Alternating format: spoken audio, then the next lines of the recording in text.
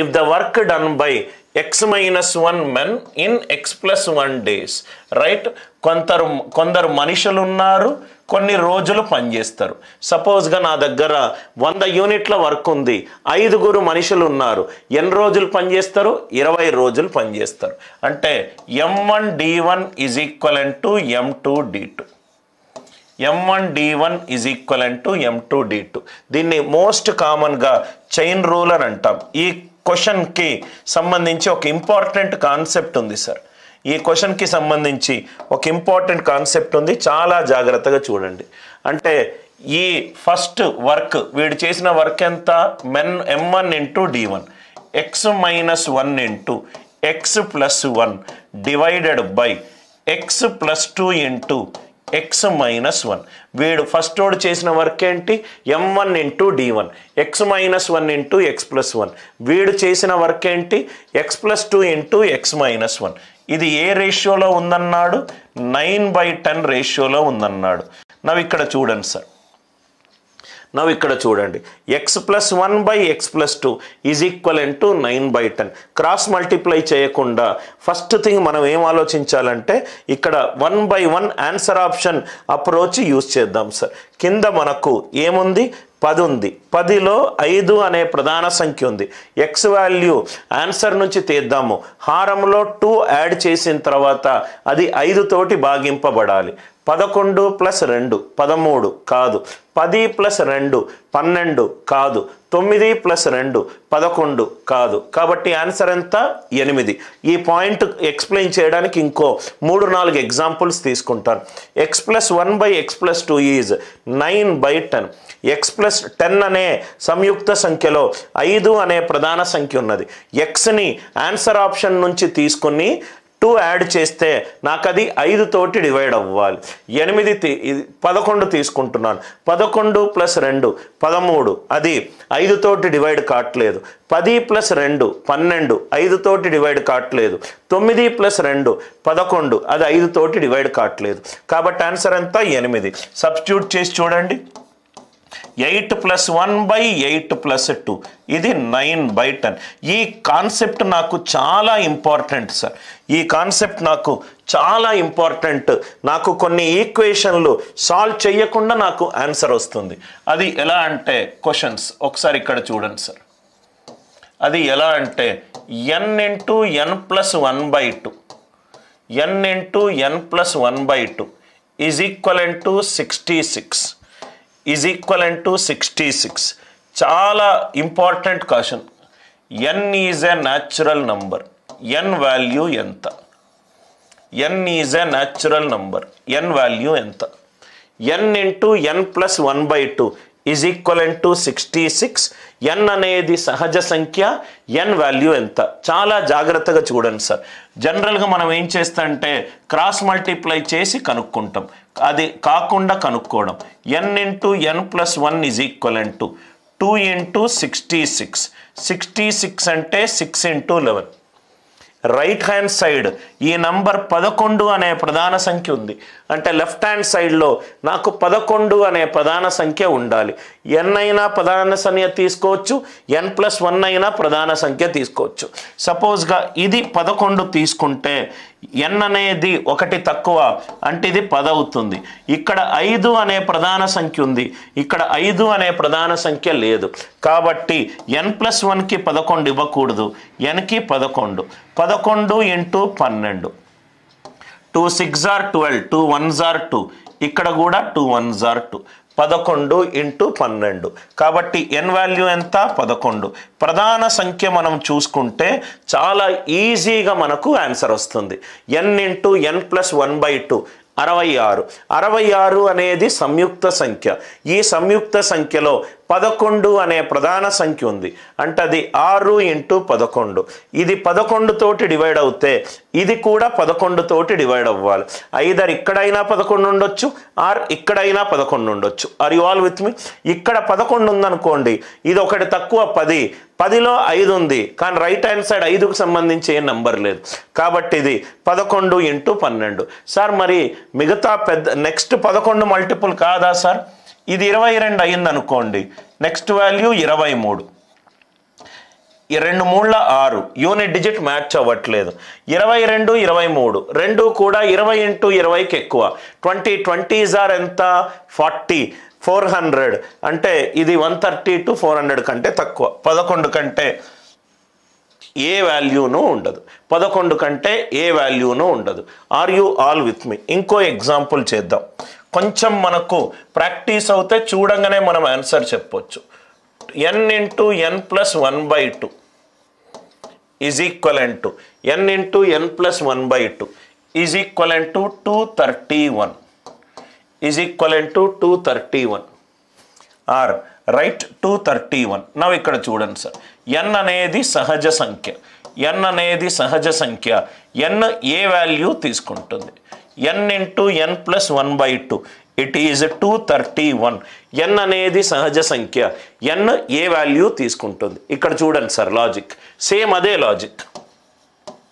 Solution n into n plus 1/2 n into n plus ఏమవుతుంది? 2 into 231 అవుతుంది. 231 అంటే ఇది 11 into 21. ఇది 11 into 21 అంటే ఇక్కడ చూడండి సార్, 21లో 7 అనే ప్రధాన సంఖ్య ఉంది. 7 మూళ్ళ 21. ఇక్కడేమో 11 ప్రధాన సంఖ్య ఉంది. 21లో 3 అనే ప్రధాన సంఖ్య ఉంది. రైట్ హ్యాండ్ సైడ్లో 11 అనే ప్రధాన సంఖ్యకు సంబంధించిన నంబర్ ఉంది. 7 అనే ప్రధాన సంఖ్యకు సంబంధించిన నంబర్ ఉంది. 3 అనే నంబర్ ప్రధాన సంఖ్య ఉంది. 11 తీసుకుందాం. ఇది 11 తీసుకుంటే ఇది 12 అవుతుంది. కానీ ఒక నంబర్ 7 తోటి కూడా 7కు సంబంధించిన ప్రధాన సంఖ్య ఉండాలి, కాబట్టి ఇది కాదు. ఇది ఇక్కడ 22 తీసుకుంటే ఇది 23.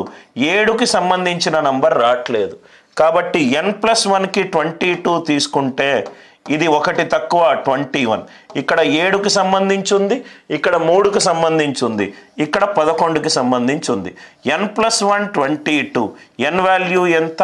21. n వాల్యూ ఎంత? 21. ఐ హోప్ ఒక చిన్న ఎగ్జాంపుల్ తీసుకొని, మనకు క్వశ్చన్స్ ఇంపార్టెంట్ కాదు, ఆ క్వశ్చన్స్ నుంచి వచ్చే లాజిక్సే మనకు చాలా important sir. n into n+1 is 2 into 231 is 11 into 21. Right hand side 11 అనే ప్రధాన సంఖ్య ఉంది. అంటే ఇది 11 కావచ్చు, ఇది 11 కావచ్చు. ఇది 11 అవుతుంది, ఇది 10 అవుతుంది. 10లో 5 ఉంది, 5 రైట్ హ్యాండ్ సైడ్ లేదు. ఇది గనక 11 అవుతుంది, ఇది 12. రైట్ హ్యాండ్ సైడ్ 7కు సంబంధించిన నంబర్ ఉంది. 12లో 7 లేదు. ఇది 22 అవుతుంది, ఇది 23. లెఫ్ట్ హ్యాండ్ సైడ్ 23 అనే ప్రధాన సంఖ్య ఉంది. రైట్ హ్యాండ్ సైడ్ లేదు. దీంట్లో 22 ఉంటే 1 తక్కువ 21. 7కుంది, 3కుంది.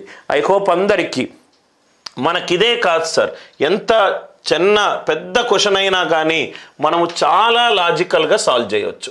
సపోజ్గా n into n+1 into 2n+1 whole divided by 6 whole divided by 6 whole divided by 6 is equivalent to 204.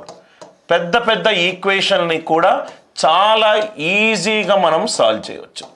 n అనేది న్యాచురల్ నంబర్. n వాల్యూ ఎంత? n వాల్యూ ఎంత? ఇది చూడండి సార్, n ఇంటూ అంటే some of the squares of the first n సహజ సంఖ్యలు. First some of the squares of the first n సహజ సంఖ్యలు. దాని వాల్యూ ఏంటి? n into n+1 into 2n+1 whole divided by 6. It is equivalent to 204. n is a natural number. n value ఎంత? Same అదే logic sir. క్యూబులు power 4లు ఏమీ చేయకండి. n into n+1 into 2n+1 is equivalent to 6 into 204.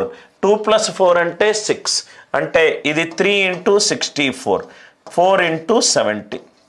ఇది 6 into 3 into 4 into 17. అంటే దీంట్లో మనకు ఏమేం ప్రధాన సంఖ్యలు కనబడుతున్నాయి? 3 అనే ప్రధాన సంఖ్య కనబడుతుంది, 17 అనే ప్రధాన సంఖ్య కనబడుతుంది. రైట్ హ్యాండ్ సైడ్ 17 అనే ప్రధాన సంఖ్య ఉంది.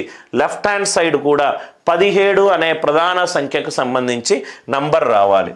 ఇది n 17 తీసుకుందనుకోండి, ఇది 18, ఇదేమో 17 34 plus 1 35.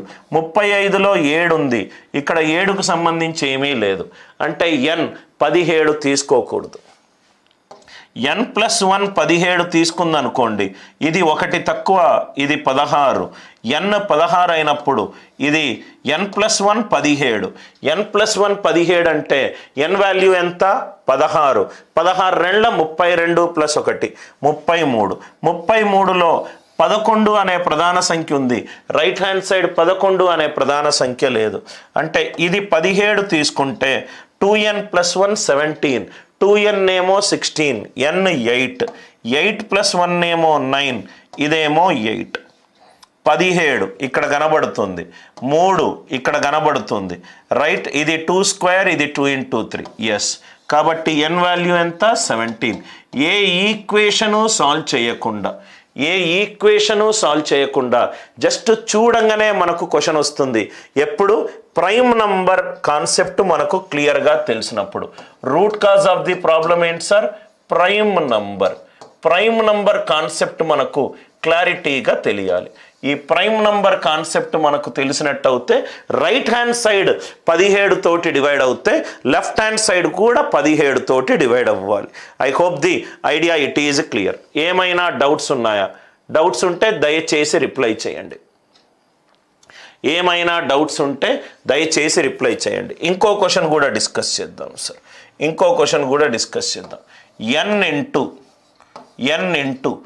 n+3 whole divided by 2.